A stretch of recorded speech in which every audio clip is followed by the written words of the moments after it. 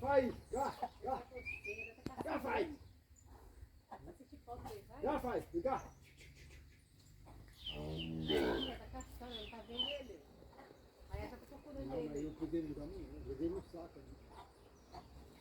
Muita gente fala de gofreira, fala que eu coloquei lá no caminho.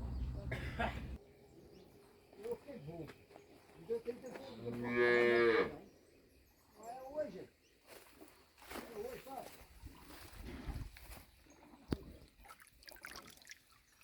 Eu tive infância, eu tive muito difícil.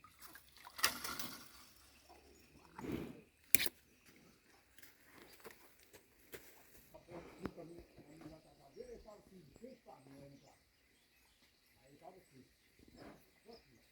não me negociando, e fora não tinha nada, nem fui.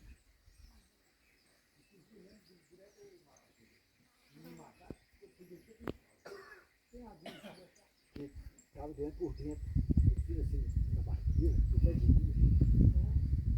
e não tinha frio nenhum por fora.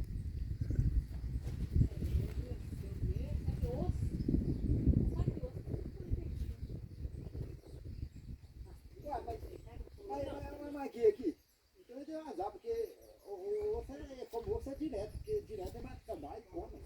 Teve o cachorro do neném na roça lá. Eu também Ele é tô supondo que é cachorro isso, tô supondo que é o. Ele engasgou com o osso lá, o Paulo tirou o osso da garganta dele. Não, mas ele não é na garganta não, tu abrir a boca dele.